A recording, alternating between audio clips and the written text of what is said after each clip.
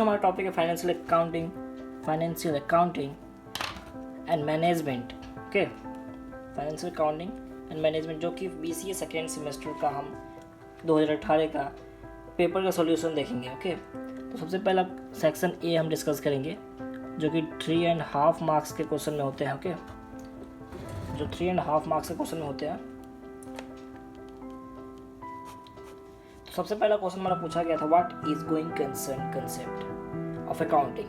तो जैसे कि आप पढ़ेंगे, तो जैसे कि गोइंग कंसर्न कंसेप्ट क्या है, मैं आपको स्क्रीन पे आपको सोल्यूशन दिख रहा होगा अच्छे से। According to this concept, it is assumed that the business will continue for a fair long time to come, that is best for a different period of time. Main जो भी going concept का मतलब ये होता है कि ये concept बोलता है कि जो भी बिजनेस हो वो लंबे समय के लिए चले। ओके, बस हमारे समय पे ये समझ लीजिए, और भी देख लीजिए सोल्यूशन आपको लिखा हुआ है। तो बढ़ते हैं हम क्वेश्चन नंबर सेकेंड की तरफ, जो कि हमारा है draw a balance sheet with imaginary figures. Balance sheet मैं आपको डिस्कस कर यहाँ दिखाता हूँ आंसर इसका। ओके, तो देखते हैं इमेजिनरी फिगर इसका। इमेजिनरी फिगर आपको दिख रहा होगा स्क्रीन पर अच्छे से, दिख रहा है ना गाइस? तो देखिए, लायबिलिटीज एसेट्स, यहाँ अमाउंट, ये हमारा इमेजिनरी फिगर है। तो बढ़ते हैं हम क्वेश्चन नंबर थर्ड की तरफ, जो कि काफ़ी इंपॉर्टेंट क्वेश्चन है हमारे लिए। ये काफ़ी पूछा गया हमारा क्वेश्चन, ये BEP, इसको BEP शॉर्ट में बोलते हैं, जिसे हम ब्रेक इवन पॉइंट बोलते हैं लोग। ओके, तो ब्रेक इवन पॉइंट आपको दिया हुआ है यहाँ पर, मैंने आपको डिस्कस किया हुआ है। BEP करने का फॉर्मूला ये है, फाइंड करने का formula fixed cost by contribution पर unit. Here contribution is equal to selling price minus variable cost. Contribution क्या हमारा, selling price minus variable cost. तो बढ़ते हैं क्वेश्चन नंबर फोर्थ की तरफ। ये भी काफ़ी इंपॉर्टेंट क्वेश्चन है। How the working capital is calculate, कैसे वर्किंग कैपिटल कैलकुलेट होता है। तो वर्किंग कैपिटल कैलकुलेट करने के लिए क्या होता है, जो करंट एसेट होता है उसमें से करंट लायबिलिटीज को हम लोग माइनस करते हैं, जैसे कि आपको यहाँ दिखाया गया है, current assets minus current liabilities. Okay, आपको सोल्यूशन से दिख रहा होगा। तो क्वेश्चन नंबर 5 जो है हमारा लास्ट सेक्शन ए का क्वेश्चन, जो 3.5 मार्क्स के क्वेश्चन पूछे जाते हैं, वो उसका लास्ट क्वेश्चन है। तो ये है explain the term point of indifference. तो आपको सोल्यूशन मैसेज दिख रहा होगा। गाइस, आपने अगर मेरे वीडियो को अगर शेयर नहीं किया, अपने दोस्तों में तो शेयर कर दें और मेरे चैनल को सब्सक्राइब कर दें, क्योंकि इससे काफ़ी मोटिवेशन मिलती है हमें वीडियो बनाने में। ओके, तो बढ़ते हैं हम क्वेश्चन नंबर 6 की तरफ, जो कि सेक्शन बी का है। ओके, सेक्शन बी का आपको से दिख रहा होगा स्क्रीन पे, जो कि 7.5 मार्क्स में पूछे जाते हैं। तो सबसे पहला क्वेश्चन हमारा क्या पूछा गया था 2018 के पेपर में। तो देखते हैं, what is double interest system of accounting gives the rule of debit and credit. आपको जैसे कि सॉल्यूशन दिख रहा है आपके स्क्रीन पे। The process by which the dual aspect of business transaction are recorded is known as double entry book keeping. तो हम बुक कीपिंग बोलते हैं, डबल एंट्री बुक कीपिंग बोलते हैं। इसका फीचर्स देख लीजिए। ओके, अच्छे से दिख रहा होगा स्क्रीन पे। और भी सॉल्यूशन देखते हैं इसके। Rules for double entry system, आपको अच्छे से स्क्रीन पे, पर्सनल, रियल, नॉमिनल। ओके, बढ़ते हैं हम क्वेश्चन नंबर 7 की तरफ, जो कि हमारा है, आपको इसमें अच्छे से लिख रहा होगा। अब गाइस एक काम कर सकते हैं, आप मेरे वीडियो को पॉज करके स्क्रीनशॉट लेकर आप अपने नोटबुक में लिख सकते हैं इसको, इससे काफ़ी आपको हेल्प मिलेगा और क्वेश्चन का सोल्यूशन लिखने में आपको काफ़ी हेल्प होगा। आप इसे रिमेंबर भी कर पाएंगे इसको लॉन्ग टाइम के लिए। तो क्वेश्चन नंबर 7 पूछा गया था, what is receivables management, what are its objective and factor affecting it. Meaning of receivable management आपको मैं दिखा दिया, स्क्रीन पर दिख रहा होगा अच्छे से। सोल्यूशन आप हो सकते हो लिख सकते हैं। ओके, मतलब आप रीड भी कर सकते हैं, जो आपको अच्छा लगे वो आप कर लीजिएगा। ये है हमारा, मैं आपको फुल सॉल्यूशन प्रोवाइड कर रहा हूँ। क्वेश्चन नंबर 8 हमारा है, देखिए, company has issued 100,000 equity shares of ₹100 each has fully paid off. It has earned a profit of ₹10,000 after tax. The market price of this share is ₹160 per share. Find out the cost of equity capital before and after tax, assuming a tax rate 50%. Okay, सबसे पहले हम जो दिया वो उसको लिख लेंगे। Number of equity shares हमारा कितना है 1000 at the rate of 100 each. Okay, profit after tax कितना है हमारा 10,000, टैक्स रेट कितना है हमारा 50%, मार्केट प्राइस कितना है हमारा 160, 160 है मार्केट प्राइस, ठीक है।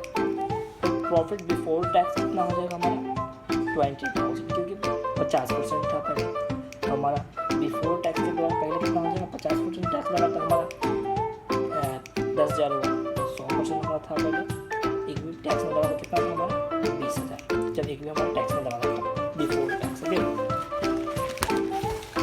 और भी देखते हैं इसमें, अब आपको दिख रहा होगा स्क्रीन अच्छे से और भी सॉल्यूशन इसका। क्वेश्चन नंबर 8 का कॉस्ट ऑफ इक्विटी यहाँ दिया हुआ है RF plus BI into ERM minus RF by ERI। ERI क्या है यहाँ पे आपको दिख रहा होगा स्क्रीन अच्छे से, expected return on asset, RF है risk free rate of return, beta of asset, expected market return. The cost of equity before tax जो हमें फाइंड करना है। ओके, प्रॉफिट बिफोर टैक्स कितना था हमारा उसको, मार्केट प्राइस ऑफ इक्विटी वो कितना था उसका, प्रॉफिट बिफोर टैक्स हमारा 20,000 था और मार्केट प्राइस ऑफ इक्विटी कितना था 160, कितना में 1,000। ओके, तो उसको मल्टीप्लाई करेंगे तो 1,60,000 हो जाएगा हमारा, और उसको हम डिवाइड करेंगे इससे, 0 कैंसिल हो जाएगा, इसका हमारा सोल्यूशन आएगा 0.125। Okay, cost of equity before tax हमारा कितना था 10,000, आफ्टर टैक्स हो गया यहाँ पे, सॉरी यहाँ आफ्टर टैक्स तब जाके होगा 0.0625। तो क्वेश्चन नंबर 9 की तरफ बढ़ते हैं, जो कि काफ़ी इंपॉर्टेंट क्वेश्चन है हमारे लिए, और ये क्वेश्चन हमारे 15 मार्क्स के पूछे जाते हैं, 15 मार्क्स के पूछे जाते हैं, तो सेक्शन C के क्वेश्चन होते हैं। ओके, ये काफ़ी इंपॉर्टेंट क्वेश्चन भी है, very very important question. Okay, what is mean by capitalization and capital structure, is it different from capital structure?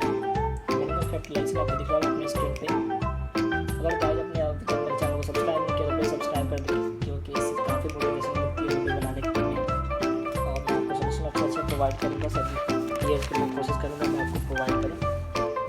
ये देखिए आपको सोल्यूशन आपको दिख रहा होगा अच्छे से स्क्रीन पर, क्वेश्चन नंबर 9 का। कैपिटल स्ट्रक्चर प्रोवाइड किया अच्छे से, जो वे में लिखा है मैं आपको लिख के दिखाया हूँ। अगर आपको अच्छा लगे मेरा सॉल्यूशन देखने का तरीका तो प्लीज़ कमेंट में बताइएगा, और मेरा हैंड राइटिंग अच्छा लगे तो प्लीज़ कमेंट में बताइएगा। तो क्वेश्चन नंबर 10 की तरफ बढ़ते हैं हम।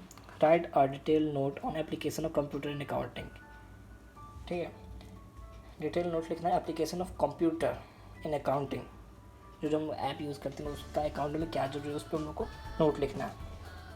तो ये आप अपने मन से भी लिख सकते हैं, आपको आइडिया भी होगा तो आप लिख सकते हैं। मैं आपको सोल्यूशन को दिखा देता हूँ, आपको इससे हेल्प मिलेगा, आप उसको रीड भी कर लेंगे तो आपके दिमाग में आ जाएगा। ये देख लीजिए, आपको अच्छे से दिख रहा होगा स्क्रीन पे।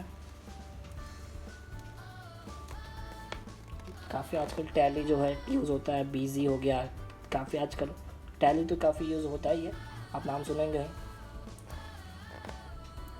ये सब एप्लीकेशन है जो कि हम लोग यूज़ करते हैं ना अकाउंटिंग में।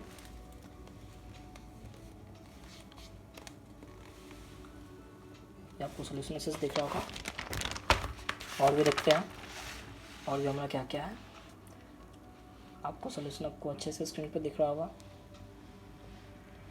एक बार और मैं बता देता हूँ आपको कि आप मेरे वीडियो को पॉज करके स्क्रीनशॉट लेकर आप अपने कॉपी पे या नोटबुक पे आप इसे के सोल्यूशन लिख सकते हैं। इससे काफ़ी आपको हेल्प मिलेगा, आप इसे लॉन्ग टाइम के लिए रिमेंबर कर सकते हैं। ओके गाइज, ये काफ़ी इंपॉर्टेंट क्वेश्चन है। Question number 11, finance is the life of industry, elucidate this statement with suitable example.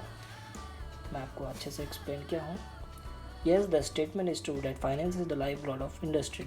It flows from sale of goods and services. It flows out from meeting various types of expenditure. आपको solution दिख रहा होगा अच्छे से screen पर, आप देख लें और इसे रीड कर लिए, अपने कॉपी पर लिख लें। ओके,